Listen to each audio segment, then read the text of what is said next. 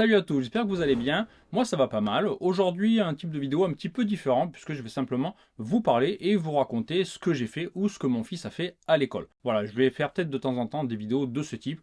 Il n'y aura pas trop de montage, ça sera assez simple, ça sera juste pour vous raconter ce que j'ai vécu ou ce que j'ai entendu sur la vie ici. Il y a quelques semaines j'avais fait une vidéo sur l'école primaire, c'était avant la rentrée, et je me suis dit que maintenant que 2 semaines se sont passées, j'allais vous faire un petit compte rendu de comment c'était passé tout d'abord la cérémonie de fin de l'école maternelle et puis ces 2 premières semaines de cours pour mon fils. Comme je l'avais dit la dernière fois, donc à la fin de l'école maternelle, il y a une cérémonie de sortie qui s'appelle Sotsuenshiki.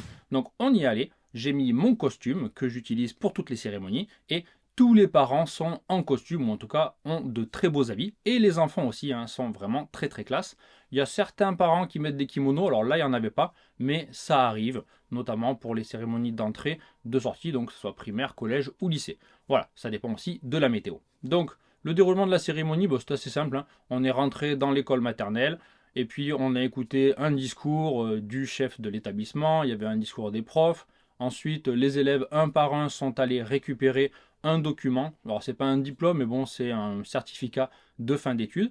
Donc, ça, c'était assez sympa à voir. Et puis, il y a eu des échanges de cadeaux. Ensuite, les professeurs donc, ont donné des petits cadeaux aux élèves.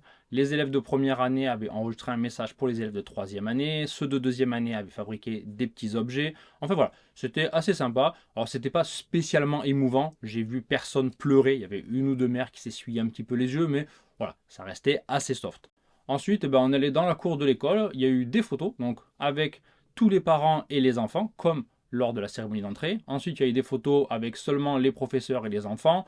Et puis voilà, donc ça s'est terminé, on dira en 1 heure et demie à peu près. Ce qui m'a étonné pendant la cérémonie de sortie de l'école maternelle, c'est que pendant 1 heure, les enfants n'ont pas bronché. Donc il y avait 50 enfants de grande section qui étaient assis, qui écoutaient tranquillement, en silence, jusqu'à la fin. Alors, ils avaient répété les semaines précédentes, mais quand même c'était assez épatant pour moi de voir ça. 2 semaines après, c'était donc la cérémonie d'entrée à l'école primaire. Donc là, même combat, tout le monde arrive en costume. Alors, la dernière fois, j'avais dit que l'école de mon fils était probablement une école moyenne. Alors, j'ai un peu menti, puisque après vérification, comme il y a 6 classes de CP, c'est une très grande école. La plupart des écoles, maintenant en tout cas, ont 3, 4 classes maximum. Donc voilà, 6 classes, c'est quand même une grande école. Donc il y avait beaucoup de monde, puisque ça fait à peu près 220 élèves. Donc s'il y avait 2 parents pour chaque enfant, ce qui était à peu près le cas pour tous les enfants, il y avait quelques enfants avec un seul parent. Mais voilà, ça fait beaucoup de monde. Donc on est entré donc dans l'établissement, donc c'était sympa, donc c'est la première fois que je rentrais dans une école primaire. On a vu l'endroit où ils mettaient leurs chaussures, leurs wabaki, donc c'est des chaussures qu'ils utilisent seulement à l'école, donc il y a des casiers avec le nom des élèves, comme dans les films, comme dans les dramas. Ensuite on est allé dans le couloir des premières années qui sont situées au premier étage, et donc il y avait donc les 6 classes, on a pu entrer dans la classe, et quand on est entré dans la classe, sur chaque bureau d'élèves, il y avait un casque blanc, donc pour se protéger évidemment en cas de tremblement de terre, et donc il fallait ajuster le casque à la tête de l'enfant. Comme ça, le jour où, espérons qu'ils ne l'utiliseront pas, mais bon, le jour où il y a un danger, le casque est déjà ajusté. Voilà. Il y avait beaucoup d'informations, le professeur expliquait des choses, il y avait des choses écrites au tableau. Et après, il y a eu une cérémonie d'entrée, donc seulement un seul parent pouvait y aller, donc ma femme y allait.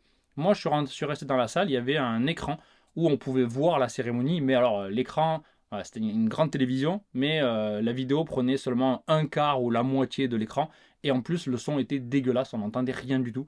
Du coup, tous les parents qui sont restés, tous les pères, on faisait autre chose, on regardait le téléphone parce que on n'entendait rien et on voyait presque rien. Enfin, c'était pas très important parce que la cérémonie elle-même n'est pas forcément quelque chose de très intéressant. Alors juste un truc, avant la cérémonie, le professeur s'est présenté aux élèves bien sûr, et il a déjà donné des consignes. Il fallait bien s'asseoir droit sur sa chaise, il fallait mettre ses mains sur ses genoux, il fallait plier ses jambes correctement. Quand on allait à l'école pour la cérémonie d'entrée, il n'y avait pas de règle pour le masque, donc il y avait beaucoup de parents avec des masques, mais il y en avait 100 également, et parmi les professeurs c'était pareil, donc c'était libre, donc beaucoup de professeurs n'avaient pas de masque, et les enfants n'avaient pas de masque ce jour-là. Par contre, une fois que la rentrée a eu lieu, mon fils me dit que dans la classe, les enfants portent un masque, et à la pause déjeuner, ils doivent manger en silence. Voilà, donc c'est toujours, j'imagine, par rapport au coronavirus. Je ne sais pas si ça évoluera, et a priori, ça dépend des établissements. Les établissements sont libres, on n'impose pas, si j'ai bien compris, le port du masque, mais si tout le monde le met, j'imagine que les enfants vont le garder. En tout cas, mon fils, tous les jours, part à l'école avec un masque, et puis il l'enlève à l'extérieur. Dans la classe de mon fils, il y a donc 33 élèves, et il y avait 2 ou 3 élèves étrangers. Il y avait les 2 parents qui étaient là et qui étaient clairement étrangers. Il y avait mon fils donc qui était métis. Je ne sais pas s'il y avait d'autres métis, j'ai pas fait attention, en tout cas, j'ai pas vu d'autres parents, d'autres couples mixtes, on dira.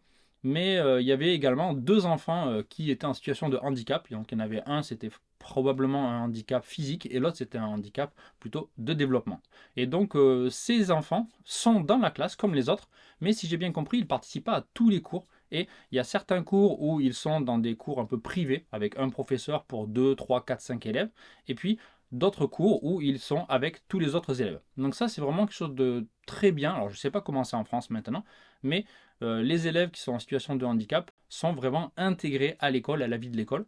Il y a même un ascenseur dans l'école et des rampes partout pour que les enfants, s'il y en a en fauteuil roulant, puissent se déplacer. J'en ai parlé avec une élève, elle m'a dit que quand son fils était à l'école primaire, il y avait effectivement un camarade qui était en fauteuil roulant et ça se passait très bien, il avait des amis, il participait aux cours, il pouvait faire tout à peu près comme les autres. Voilà. Donc je trouve ça très bien. Voilà, j'ai plutôt l'image en France que les enfants qui sont en situation de handicap sont séparés, ne sont pas intégrés dans l'école publique avec les autres. Donc voilà, ça je trouvais ça plutôt sympa. Peut-être que ça a changé depuis, je ne sais pas. Alors concrètement, une fois que l'école a commencé, le matin, il faut entrer entre 8h et 8h20 et les 3 premiers jours, il terminait à 11h45. Alors moi, j'ai accompagné mon fils, je pensais qu'il y aurait beaucoup d'enfants qui iraient seuls, mais en fait, les premiers jours, il y avait pratiquement tous les enfants de première année qui étaient accompagnés, soit d'un parent, soit d'un grand frère ou d'une grande sœur. Alors, on les reconnaît facilement ceux de première année puisque sur leur landaucelle, leur sac à dos, il y a une espèce de couverture jaune pour la sécurité, pour qu'on les voit bien. Les 3 premiers jours, les enfants rentraient avec un professeur, donc ils étaient séparés par groupe parce qu'il y a plusieurs chemins pour aller à l'école et donc il faut, avant d'aller à l'école, choisir sur quel chemin on est. Donc il y a A, B, C, D jusqu'à H, je crois. Et donc voilà, donc mon fils est rentré avec un professeur jusqu'à pas très loin de chez nous, parce que nous on n'habite pas loin de l'école primaire. Et ensuite, le groupe s'est séparé et les enfants ont continué jusqu'à chez eux à pied. À partir du 4e jour, les enfants rentrent seuls ou donc on va les chercher. Donc là, au fur et à mesure des jours, il y a de moins en moins de parents qui vont les chercher. Je vois de plus en plus d'enfants qui rentrent seuls. Moi, je vais chercher mon fils ou ma femme va le chercher. Mais voilà, ça dépend des enfants. Et puis petit à petit, on va l'habituer à ce qu'il y aille tout seul. Dans certaines écoles, il y a des groupes qui sont organisés et fixés par l'école avec des enfants qui habitent dans le même coin et qui doivent se réunir pour aller ensemble à l'école ou pour rentrer chez eux après l'école. Il n'y en a pas dans cette école, c'est pour ça que les enfants vont seuls ou accompagnés d'un parent. Voilà, donc si vous voyez des groupes d'enfants qui vont ensemble, c'est probablement que dans leur école, ça se fonctionne comme ça. Un truc sympa aussi quand il arrive à l'école le matin, c'est qu'il y a un professeur devant l'école, alors probablement le directeur, mais je ne suis pas sûr, qui dit bonjour à tout le monde. Donc il est là, il fait Ohayo gozaimasu à tous les enfants et aux parents qui passent pas loin. Bien sûr, les enfants sont encouragés à répondre. Alors mon fils au début, il répondait pas trop, mais bon, maintenant je crois qu'il arrive à répondre à petite voix. Voilà, donc ça c'est vraiment comme on voit dans pas mal de dramas. Et je trouve ça plutôt sympathique qu'il accueille comme ça les élèves. Et dans la classe, évidemment, l'institutrice dit Ohayo gozaimasu à tous les élèves et les élèves en chœur doivent lui répondre Ohayo gozaimasu. Concernant la cantine, il faut savoir qu'il y a le kyushoku, donc c'est-à-dire que les élèves mangent à l'école, mais c'est pas comme en France, il n'y a pas une pièce spéciale qui s'appelle une cantine où les élèves vont pour manger. Les élèves mangent dans leur salle de cours, donc ils ont un petit set de table et la nourriture leur est servie ou eux servent la nourriture. Alors comme ils sont en première année, la nourriture leur est servie. Il y avait des élèves de 5e ou de 6e année qui faisaient le service les premiers jours pour les aider.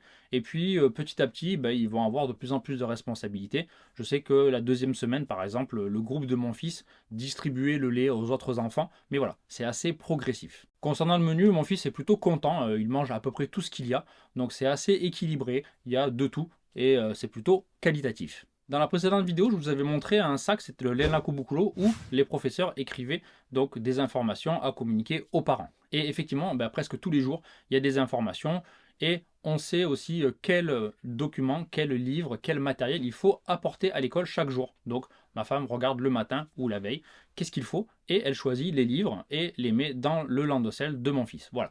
C'est la même chose pour les vêtements de sport, c'est la même chose pour s'il y a une activité particulière. Par exemple, l'autre fois, ils ont fait de la pâte à modeler, donc il fallait amener un chiffon mouillé avec le nom écrit, il fallait le mettre dans un ziploc, voilà. Donc tous les jours, ce que porte mon fils pour aller à l'école, eh bien, ça change en fonction du programme. Pendant les cours, concrètement, je ne sais pas exactement ce qu'ils font, parce que mon fils me raconte, mais bon, c'est pas très très précis, vous vous en doutez bien. Mais voilà, ils ont fait un peu de kokugo, donc études de japonais, ils ont fait un peu de tansu, de mathématiques, ils ont fait donc la pâte à modeler, ils ont fait du sport, ils se sont changés, donc il y a des vêtements hein, pour le sport qu'on avait acheté, et donc ils se changent à l'école, et ensuite ils se rechangent à l'école. Pendant le cours, le professeur hein, leur fait visiter l'école aussi les premiers jours, donc ils ont découvert la bibliothèque, donc c'était loin dans l'école, il fallait prendre un ascenseur, et ils ont aussi fait un exercice en cas de tremblement de terre, donc ça c'était assez rapide, c'était la première semaine. Donc ils se sont mis sous la table, ils ont suivi les consignes du professeur, ils se sont mis en rang, ils ont mis leur casque, et ensuite ils sont sortis dans la cour. Un dernier truc que j'ai trouvé sympa et que mon fils m'a raconté hier, c'est que pendant les cours, il y a souvent des élèves de 5e ou 6e année qui viennent pour participer, en fait pour animer des jeux, pour faire des chansons, et à la fin de la matinée, ils viennent aussi pour faire le ménage, parce que les petits sont encore un peu jeunes, justement pour bien nettoyer, donc il y a des grands qui viennent les aider. Voilà, donc mon fils était plutôt content, il disait que c'était très sympa, que les élèves de 5e ou 6e année jouaient avec eux et étaient plutôt sympathiques. Voilà, c'est tout pour ce petit compte rendu très très rapide hein, des 2 premières semaines d'école primaire de mon fils. Je ferai peut-être d'autres vidéos de ce genre régulièrement hein, pour vous raconter s'il y a des trucs intéressants que j'ai appris au fur et à mesure de sa scolarité. Voilà, je vous souhaite une bonne journée et je vous donne rendez-vous bientôt pour d'autres vidéos sur le Japon.